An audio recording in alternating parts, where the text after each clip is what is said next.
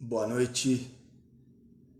Nós vamos dar início a mais uma palavra pastoral, sexta-feira à noite. Geralmente é o Edson que dá na sexta, ele trocou comigo, que na quarta-feira eu tinha um compromisso, ele quebrou essa árvore. Então só mais uns segundos, se tem algum visitante, seja muito bem-vindo, que o Senhor abençoe a sua vida. Mais uma vez, um privilégio, um prazer compartilhar um pouquinho da palavra de Deus com vocês. Hoje eu vou falar sobre um assunto que a gente gosta, mas não gosta. Como assim? Não, porque é um assunto, quando você fala sobre recompensa, quem não gosta de recompensa? Mas quando a gente descobre como que funciona, a gente fica meio, será? Então, na real é um assunto que a gente não tem muita certeza de como vai ser. A palavra de Deus ela revela, ela fala muito sobre isso, mas eu vejo que muitos pregadores, ou não falam nada sobre ou abusam dos termos, mas nós sabemos que existe uma recompensa e eu quero falar um pouquinho sobre isso. Então vamos lá. Como eu disse, é um assunto que está muito claro na Bíblia, mas muitas vezes as pessoas não querem falar sobre recompensa, até porque a gente sabe que a salvação é por meio da fé, e essa fé ela é um dom de Deus. Nós não podemos fazer nada para nos salvar, Deus ele nos salva e nós vivemos então em função do que a gente ganhou. Então quando a gente fala de recompensa, a gente já pensa nisso. Mas a Bíblia fala sobre uma recompensa que não tem a ver com a salvação. Ela fala muito sobre isso. E não é como se fosse uma matemática, nós vivemos e aí depois vai somando as coisas boas que a gente fez, as ruins, e aí faz uma soma e você recebe um prêmio de acordo com isso. Não, mas olha só o que o texto em 1 Coríntios 3, versículos 10 a 15 diz. Conforme a graça de Deus que me foi concedida, eu, como sábio construtor, lancei o alicerce e outro está construindo sobre ele. Contudo, veja cada um como constrói, porque ninguém pode colocar outro alicerce além do que já está posto, que é Jesus Cristo. Se alguém constrói sobre esse alicerce usando ouro, prata, pedras preciosas, madeira, feno ou palha, sua obra será mostrada, porque o dia, letra maiúscula, atrará à luz, pois será revelada pelo fogo, que provará a qualidade da obra de cada um. Se o que alguém construiu permanecer, esse receberá recompensa. Se o que alguém construiu se queimar, esse sofrerá prejuízo, contudo será salvo, como alguém que escapa através do fogo. O camarada entra chamuscado no céu. Mas o fato é que a Bíblia fala sobre recompensas. E existem dois de tribunais. Eu não sei se você sabe disso ou se você lembra, provavelmente, tem o tribunal de Cristo, que é no grego bema, que é um tribunal recompensatório, que é para o crente. E existe o trono, o grande trono branco, onde Deus ele separará o ímpio do justo, que é então um tribunal condenatório. E essas recompensas que eu quero falar hoje é para nós, para o crente. Elas estão ligadas à mordomia, tudo que Deus nos deu, o que a gente fez com aquilo que Deus nos deu. Nós sabemos que algumas pessoas, ou muitas pessoas receberam pouco e fizeram muito, e outras pessoas receberam muito e não têm feito tanto assim. Nós vamos ser julgados também de acordo com a prioridade, no tempo em que nós estamos aqui na Terra. Cada um tem um tempo, nós não sabemos quanto também, e com certeza recompensados baseado na nossa motivação, o que nós fizemos para a glória de Deus. Então se você entrou na live e falou, é o Marcelo de novo, feno, queimou, não valeu. Se você entrou na live e falou, por que ele está falando tudo isso? Queimou, também palha, não vai entrar. E se você entrou na live porque você pensou, não, eu sou crente, eu tenho que entrar na live, isso é o que o crente faz, eu vou ter que escutar a palavra mais uma vez, madeira também queimou. Então, de acordo com a palavra, existem 3 recompensas, 3 tipos de galardões para o crente, né? A posição no milênio, o que você vai fazer, o seu trabalho. Existe também o lugar na eternidade. Essa posição no milênio é temporária. Existe também as moradas que Jesus está construindo, né, para a eternidade, onde você vai morar. E assim, eu não sei exatamente como vai ser, mas a Bíblia revela isso, né? Então, de repente você já está viajando. Não, eu vou morar no bairro de Jesus com uma mansão gigante. Mas a Bíblia fala que Jesus está preparando moradas, né, para nós. Um lugar na eternidade. E existem as coroas, que são as recompensas de tudo que a gente fez para a glória de Deus, por meio de Cristo e para Cristo. Olha só o que o texto de 2 Coríntios 5:10 diz: pois todos nós devemos comparecer perante o tribunal de Cristo, para que cada um receba de acordo com as obras praticadas por meio do corpo, quer sejam boas, quer sejam más. E aí eu estava pensando nesse tema hoje. Eu sempre vou aqui atrapalhar o Edson, né? Perguntar as coisas para ele. E ele, sempre com muita paciência, ele me falou que existe uma coroa a mais do que eu pensava que existia, e uma das que eu pensava que existia não existe. Ou seja, ele me deu uns toques ali, né? Então eu hoje descobri que existe então uma a mais, e uma das que eu conhecia até então não é com aquele nome. E eu alistei elas aqui para você com a ajuda do mestre Edson. Olha só, a coroa incorruptível, né, que está lá em 1 Coríntios 9, 24 a 27. Vocês não sabem que todos os que correm no estádio, apenas um ganha o prêmio? Corram de tal modo que alcancem o prêmio. Todos os que competem nos jogos se submetem a um treinamento rigoroso para obter uma coroa que logo perece, mas nós o fazemos para ganhar uma coroa que dura para sempre. Ele continua o texto falando que ele esmurra, né, o corpo dele, ou seja, essa batalha, essa luta, né, esse preparo onde ele luta para esmurrar a carne nesse processo de santificação, né, e para não ser reprovado. Existe uma coroa para esse tipo de luta. Existe a coroa da alegria também, está lá em 1 Tessalonicenses 2, 19, 20, pois quem é a nossa esperança? Alegria ou coroa em que nos gloriamos perante o Senhor Jesus na sua vinda? Não são vocês? De fato, vocês são a nossa glória e a alegria. A coroa da vida, né? Está lá em Apocalipse 2, 10, aos que foram fiéis até a morte por causa de Cristo. Tiago 1,12, feliz é o homem que persevera na provação, porque depois de aprovado receberá a coroa da vida que Deus prometeu aos que o amam. A coroa da justiça, 2 Timóteo 4,8, agora me está reservada a coroa da justiça, que o Senhor, justo juiz, me dará naquele dia, e não somente a mim, mas também a todos os que amam a sua vinda, né? Aqueles que esperam a volta do Senhor. E a coroa da glória para os pastores e mestres, aqueles que ensinaram, foram ensinados, discipularam, foram discipulados. Quando 1 Pedro 5,4, quando se manifestar o Supremo Pastor, vocês receberão a imperecível coroa da glória.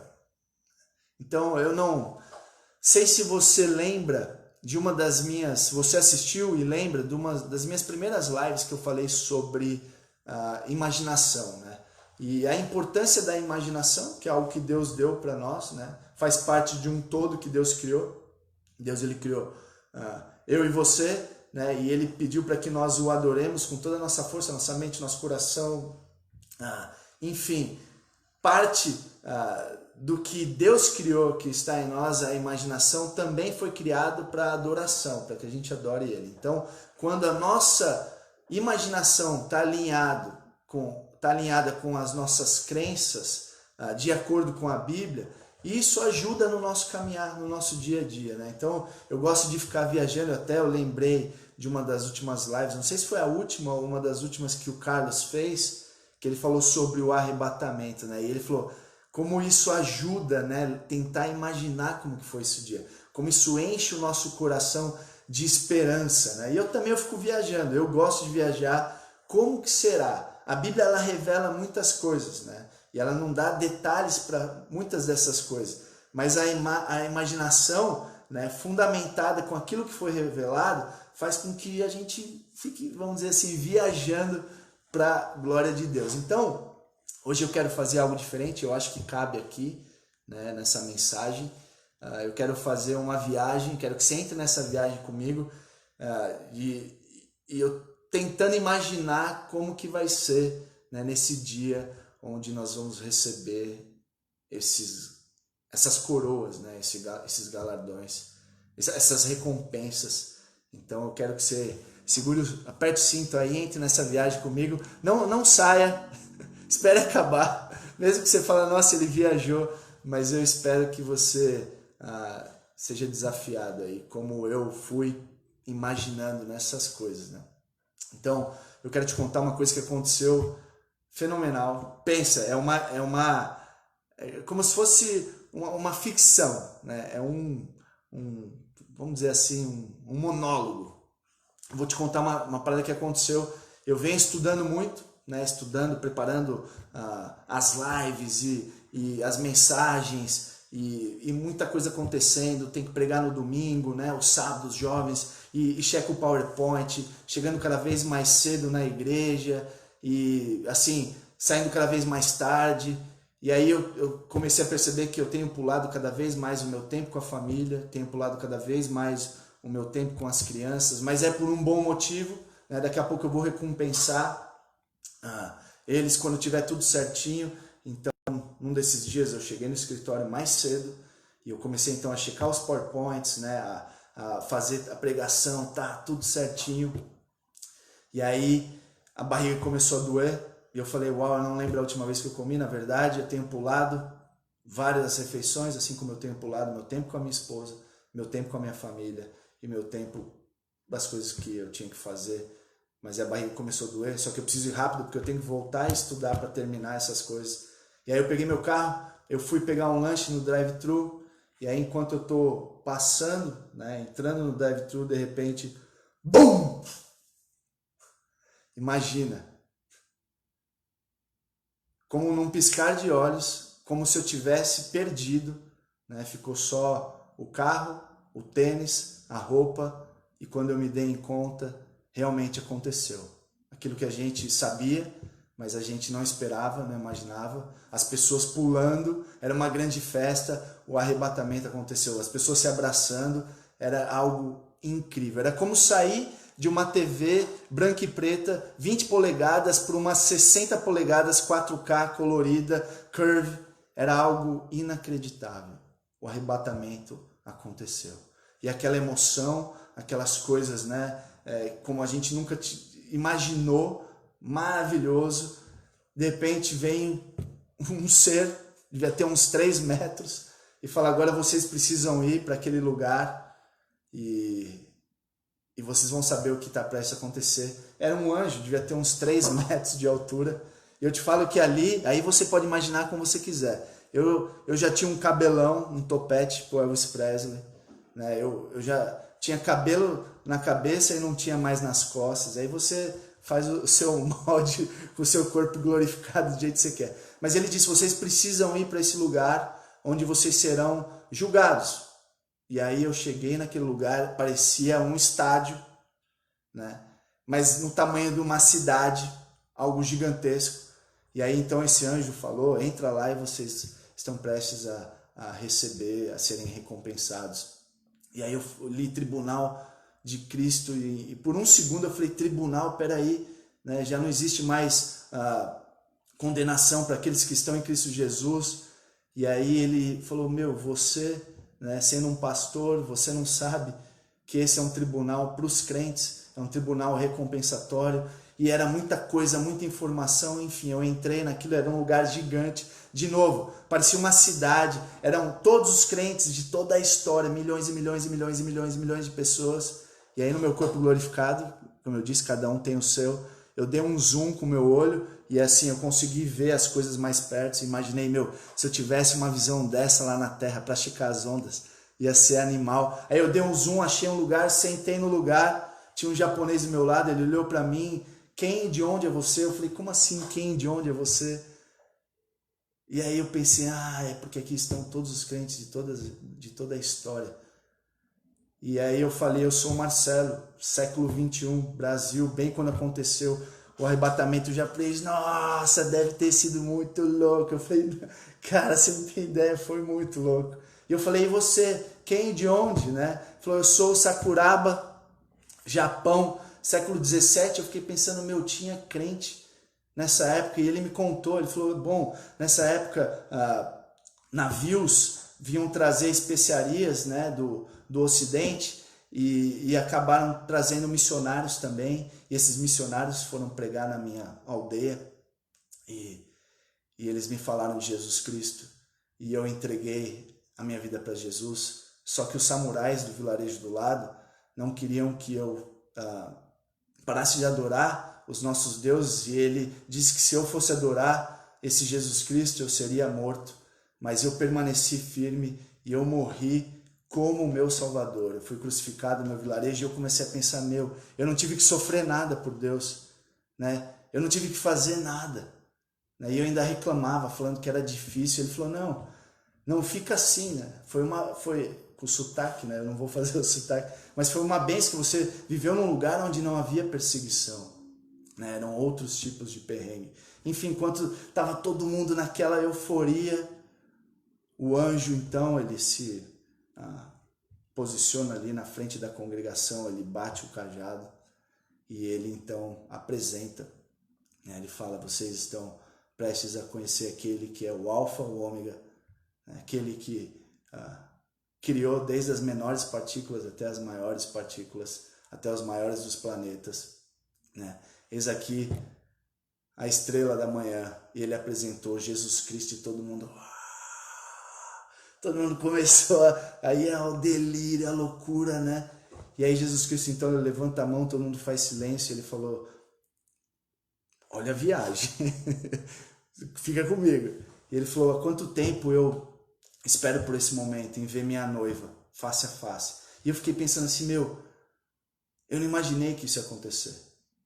Parecia que isso não era verdade, né? E se eu pudesse ter minha vida de volta, eu louvaria diferente. E aí todo mundo louvando, santo, santo, santo. Era algo indescritível, sensacional. E eu fiquei pensando, puxa, eu faria tudo de novo, eu faria tudo diferente. E aí ele falou, vocês estão prestes a receber, né, as recompensas, baseado na motivação, na prioridade, na mordomia. E vocês vão ter a oportunidade de receber a coroa incorruptível, a coroa da alegria, a coroa da vida, a coroa da justiça, a coroa da glória. E aí, então, começou o julgamento. Ele chama, o anjo chama Augustus, esse camarada vai lá na frente. Agora entendam, né? O nosso tempo é diferente do tempo lá no céu.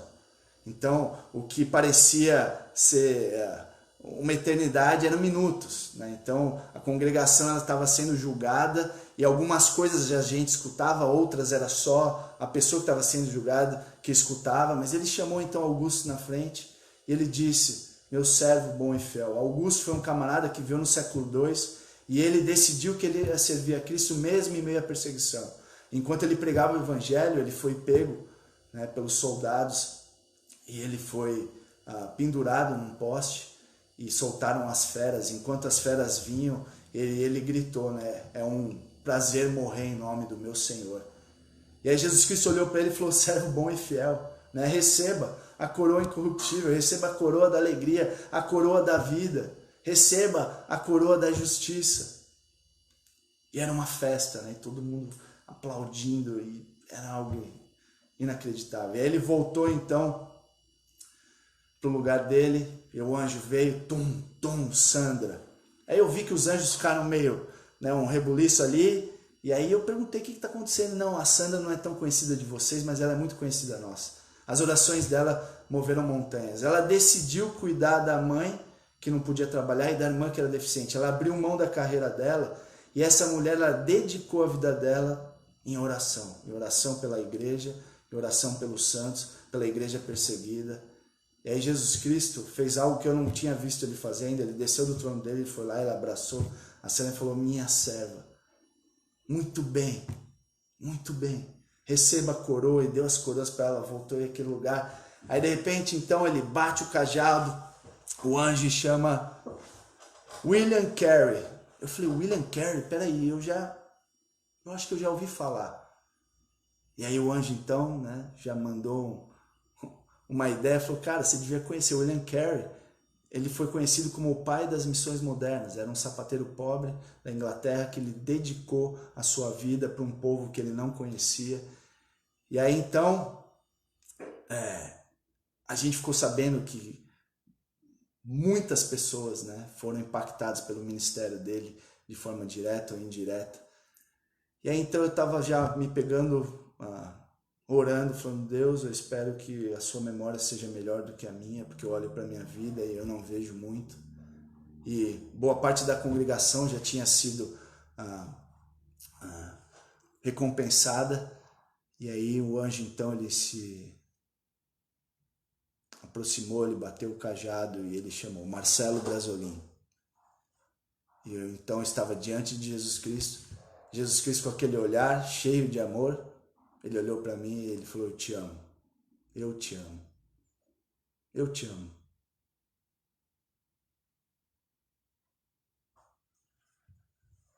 Eu te amo. Eu olho para a sua vida e eu não vejo muito. Eu lembro do tempo, e aí ele me levou para um tour onde eu buscava diariamente a presença dele. Eu tinha um lugarzinho em San Diego que era uma árvore. E constantemente eu ia lá conversar com o Senhor. Ele falou: você abandonou o seu primeiro amor, mas o seu primeiro amor nunca te abandonou. E ele me levou para um tour onde eu deixei de andar com pessoas que poderiam me levar para mais perto do Senhor, mas por algum motivo eu tinha vergonha, ou eu tinha temor aos homens e eu abandonei essas pessoas, né? E tantas outras coisas. Mas ele olhava para mim e falava: mas eu te amo, eu te amo, eu te amo. E então eu voltei para o meu lugar e a congregação inteira foi recompensada. E ao acabar, todo mundo, um a um, se levantou num louvor que dava para sentir o cheiro do louvor, de tão lindo que era, né? Um a um começou a pegar as suas coroas e a voar. No meu corpo glorificado ele voa, não sei se o seu voa, mas um a um começou então a pegar as suas coroas e a depositar, né, aos pés de Jesus Cristo, como diz ali em Apocalipse, né, que os 24 anciãos eles depositaram as coroas diante de Jesus, porque naquele lugar não havia dúvida de que tudo que nós fizemos foi por meio dele e para ele. Não tinha dúvida de que a glória era de Jesus Cristo. E todos então estavam reconhecendo, depositando essas coroas de volta aos pés de Jesus Cristo. E eu não tinha nada. Eu não tinha nenhuma coroa.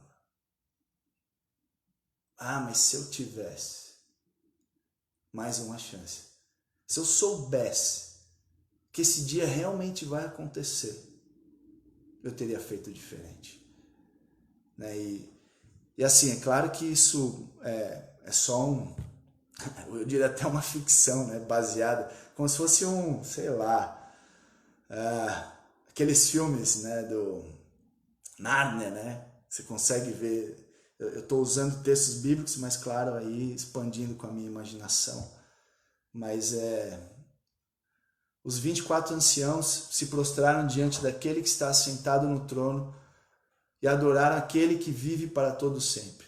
Eles lançam suas coroas diante do trono e dizem: Tu, Senhor, é Deus nosso. É digno de receber a glória, a honra e o poder, porque criaste todas as coisas e por sua vontade elas existem e foram criadas. E assim, a minha oração para a minha vida, eu não quero chegar no final da minha vida, olhar para trás e falar assim, uau, eu perdi meu tempo. A minha oração é que eu viva nessa expectativa de que nós estaremos diante de Deus logo, hoje, breve, e que pela graça nós possamos ter a mesma convicção de Paulo, que ansiava em ver o Senhor, mas ele tinha convicção de uma coisa. Lá em 2 Timóteo 4,7 ele diz: combati o bom combate,